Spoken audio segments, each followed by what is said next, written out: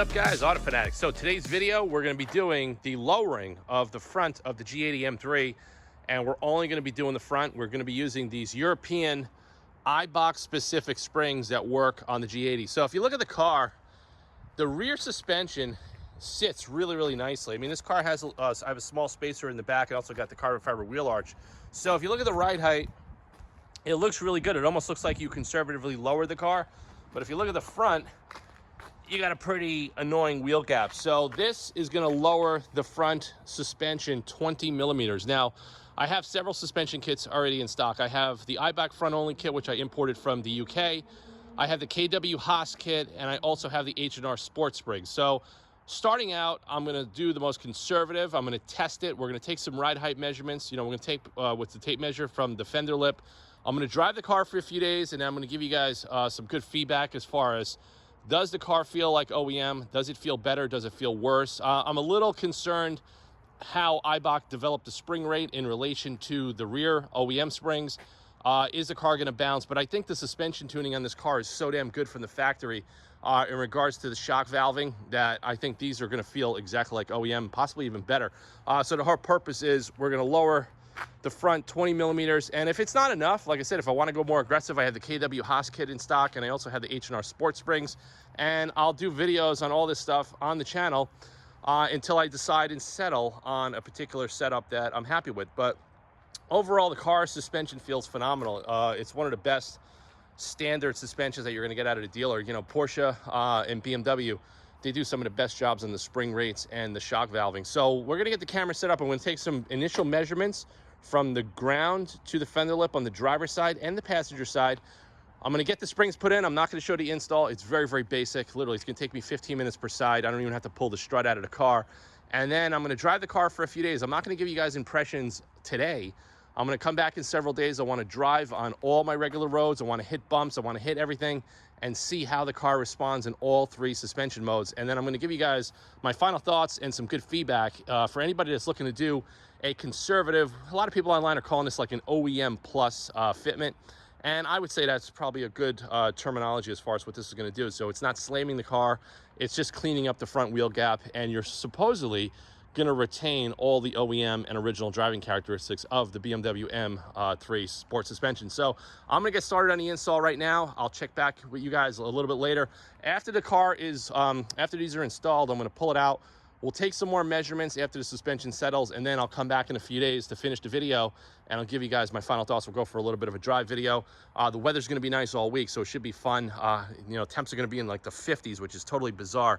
But if you look at the car, I mean, a lot of the mods that I've done, the front spoiler, substantially changed the front look of the car.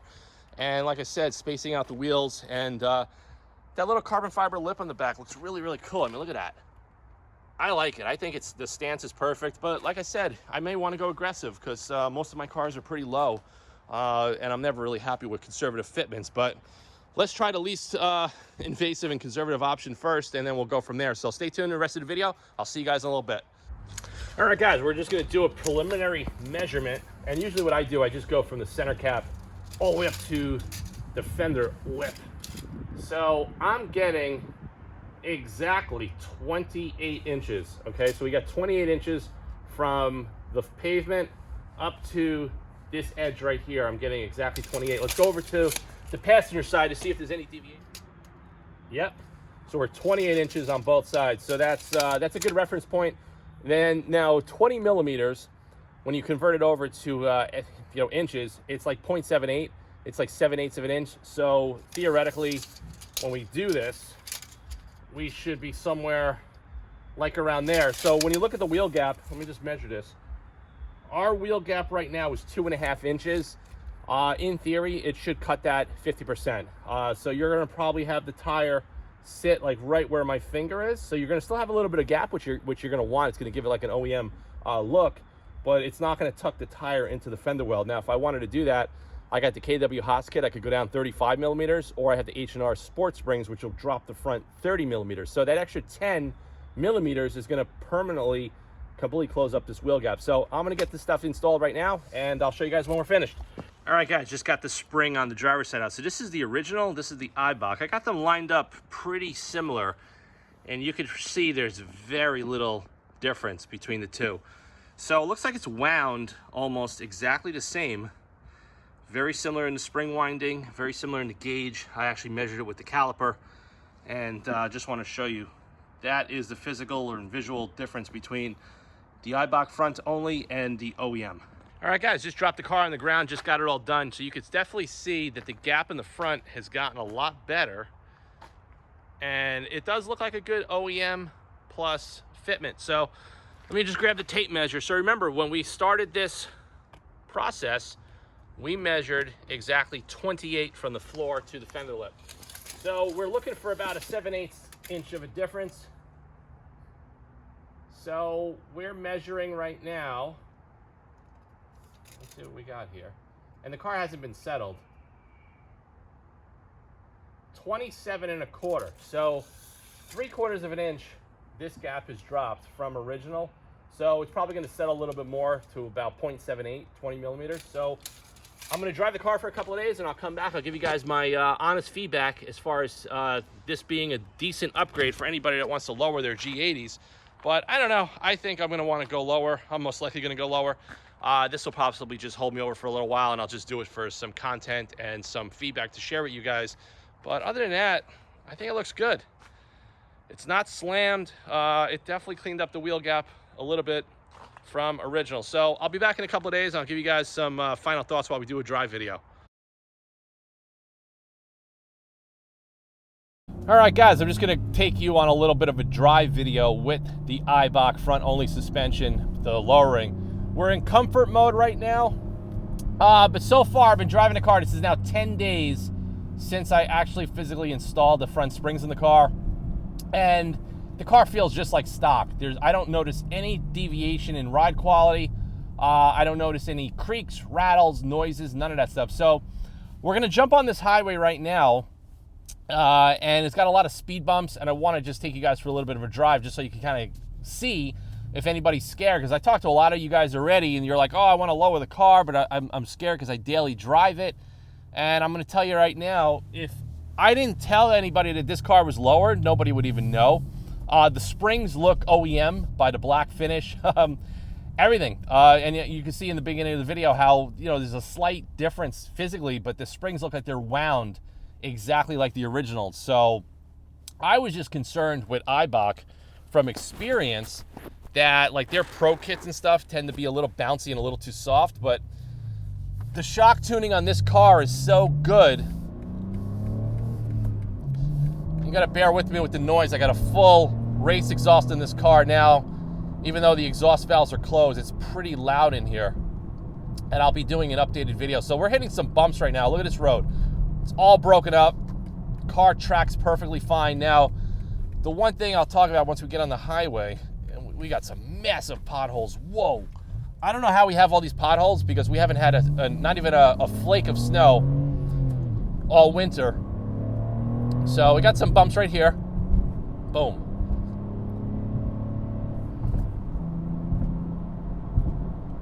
Now we're going to go into sport mode.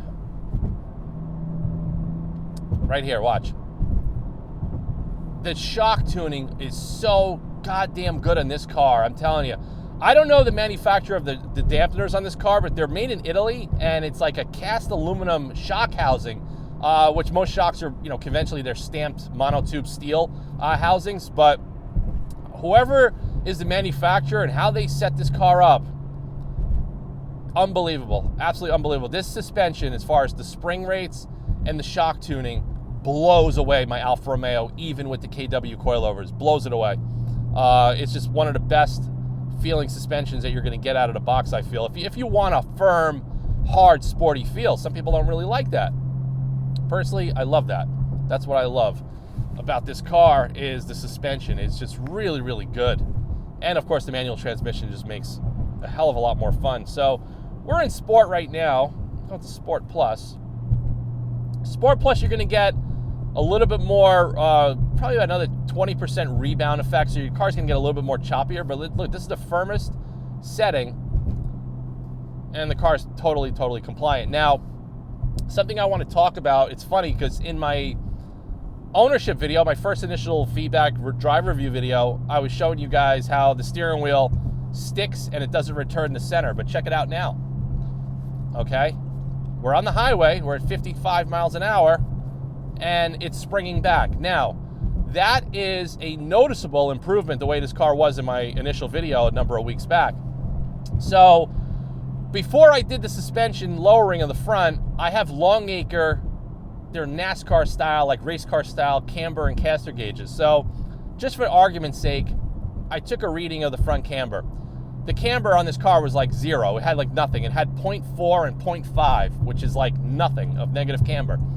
After I lowered it, I'm at 0.8 and 0.9. Okay, both sides are for some reason different. It could just be my garage floor and the way it was leveled, but by having the car come down 20 millimeters, we introduced some more negative camber.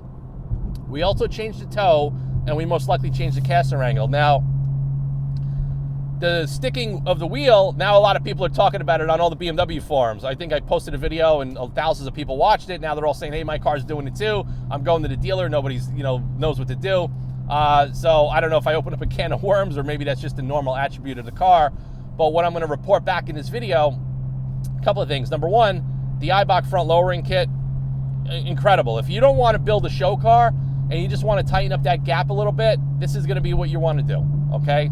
And it's very, very affordable. It's easy. It took me 15 minutes, 30 minutes to do the whole front of the car by myself at home.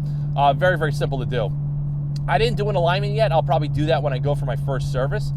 But so obviously a little bit of change to the front end geometry has actually made the steering feel a lot better. It's a lot sharper, a lot quicker.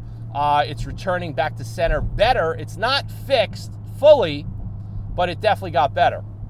So another thing we have to consider when we're talking about stuff like that is this car has almost a square tire and wheel package.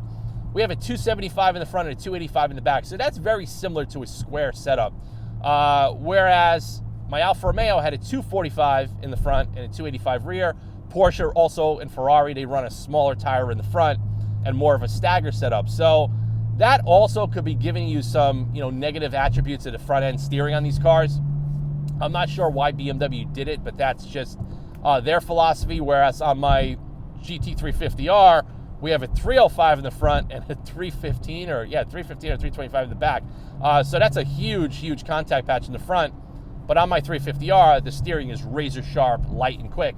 It all comes down to the electronic power steering system, the front end geometry, and just the way the architecture of the car is. But I tell you, this car is really good, drives really good, very, very impressed. And I'm not at the break-in miles yet. Like I said, bear with me because, like I said, we're in winter right now and I'm just very, very busy. But we're almost at the break-in. I think after I hit the break-in miles, I'm going to take you guys for some better, more exciting drive videos. We're going to come up north. We're going to whip through some of these back roads. I'm going to redline it and get on the car a lot harder. Open up the exhaust. I'll do an exhaust video so you guys can actually hear it. And we'll kind of go from there. But like I said, thanks for watching this video. Stay tuned to the channel for more content. I'm going to be doing an updated video regarding the mods that I've done to date with the, just a quick general overview to recap the suspension, the spacers, the front spoiler, the new front grille, the full exhaust system, the CDV delete valve. I haven't done the shifter mod yet. I just have to have time. I'm just working on a couple of big projects right now, and I have to really have the patience and the time to work on my own cars. And hopefully now the holidays are gone, that'll happen soon. So thanks for watching this video. Stay tuned to the Auto Fanatic channel for more content. If anybody's on the fence regarding doing the front-only kit, I'm going to tell you now, do it.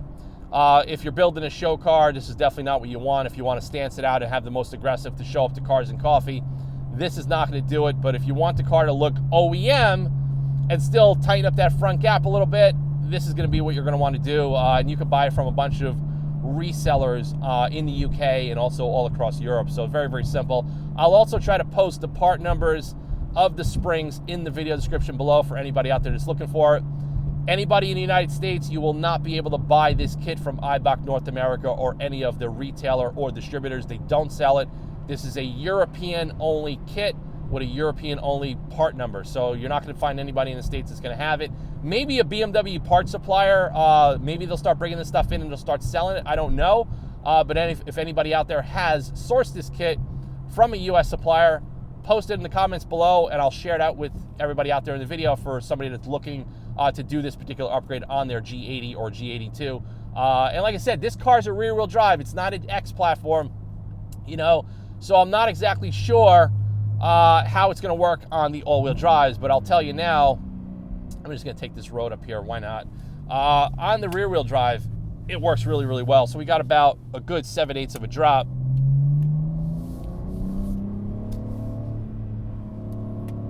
Wow, we're really going uphill. Woo! Oh my God.